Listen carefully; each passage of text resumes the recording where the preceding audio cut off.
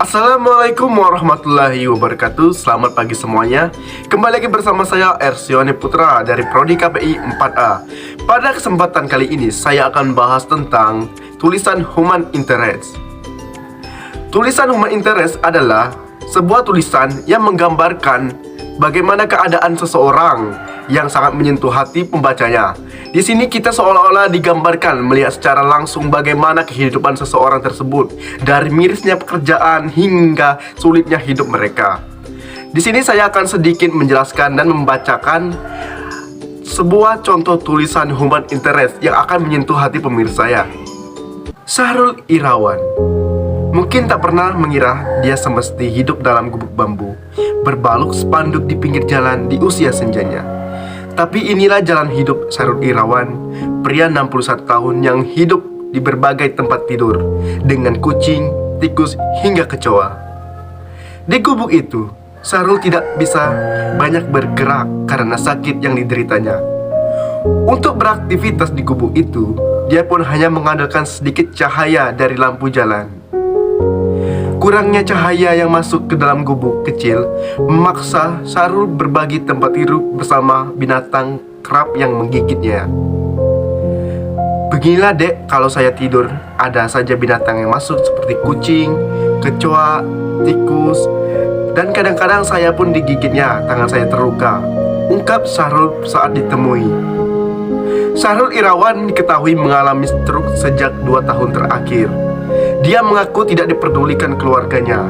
Kini dia harus tinggal sendiri di gubuk tersebut. Dan gubuk itu terbuat dari susunan bambu dan spanduk buatan warga di Jalan Banteng Setialuhur, Kelurahan Dwi Kora, Medan, Helvetia. Untuk tidur beralaskan tikar plastik tanpa bantal, walaupun selimut. Kalau soal makan, sudah pasti Syahrul sering kelaparan. Selama 2 bulan terakhir, makanan terbuka dan sahur saya didapatkan dari bantuan keluarga sekitar yang mengetahui keberadaan saya, ungkap Syahrul. Menurutnya, jika tidak ada warga yang memberikannya makan, dia terpaksa menahan lapar itu sendiri. Bahkan dia pernah sampai tidak makan selama 3 hari. Begitupun dia tak mengapa.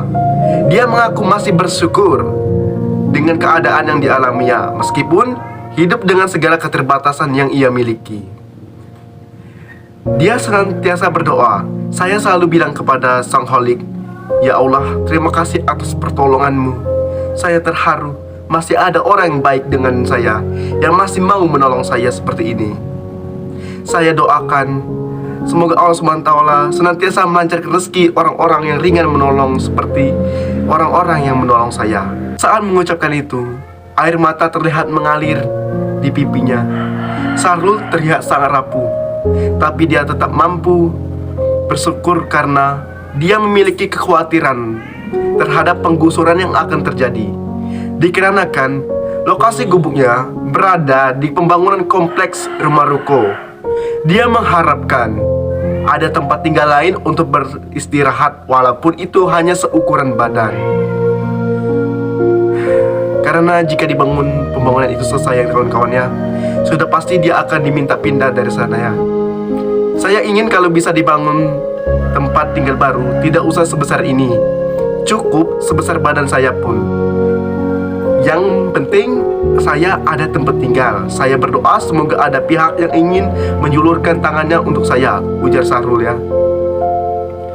Oke sobat, itulah tadi ya sedikit mengenai teks dari human interest. Teks ini intinya itu membuat pendengarnya itu menyentuh hati ya sobat ya. Karena apa?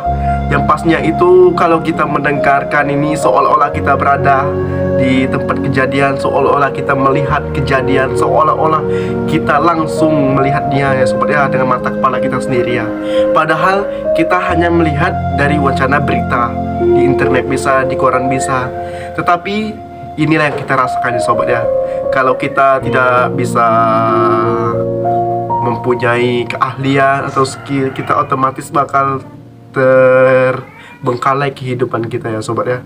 Oke cuy, jadi sekian itulah video dari ini. Saya minta maaf jika ada kesalahan kepada dosen, kepada teman-temannya, kesalahan pembacaan. Mungkin saya orangnya kadang khilaf, kadang gimana. Oke sobat, terima kasih. Wassalamualaikum warahmatullahi wabarakatuh.